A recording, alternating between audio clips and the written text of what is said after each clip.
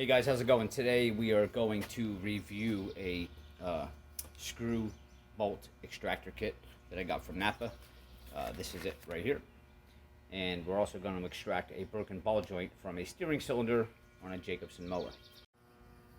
Alright, this is where the wheel motor went. This is your ball joint, and you can see the threads snap there.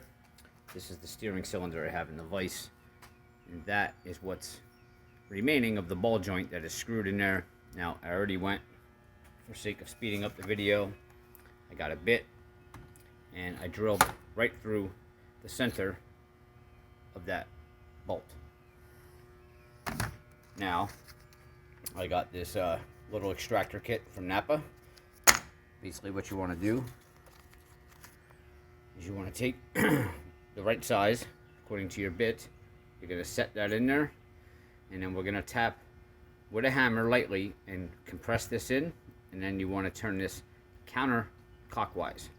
Okay, you want to turn it this way to extract the bolt. All right, another thing you could do if this does not work well for you, you can heat this up, which will expand the metal, and then you'll be able to take it out a little bit easier. But we're going to try to just do it while it's cold first. So we tap this in a little bit. I'm not banging on it too hard. Just nice and light. Try to get it sunken in there. Get that tapped in there. Get yourself a cloth. And I don't know if you can see this or not. You want to put a cloth around this shaft here. You don't want to score this up. If you score this up, you're going to cut up your O-ring inside of here, and then you're going to have hydraulic leaks. So we're going to get a rag, put it on here, and then we're going to put a vice grip around this, because when we go to turn this, we don't want this shaft spinning.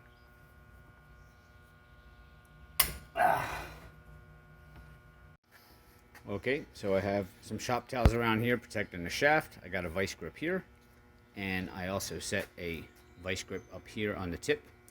And now, see how hard this is going to be. I'm going to try to hold this one with my elbow and turn and see if we can turn that shaft.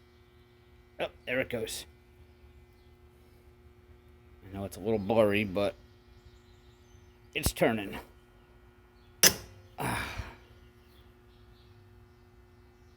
There it is. All right.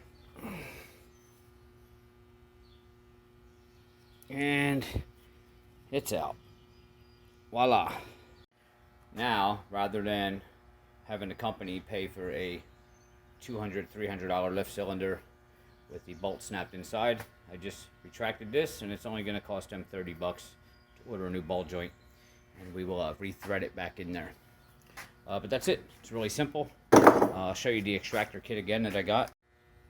This is, I don't know if that's the part number, 2419, but Napa Service Tools Professional 900 series spiral screw extractor kit, and it's got the different sizes. This one is the one I just used that's missing, but I definitely recommend it.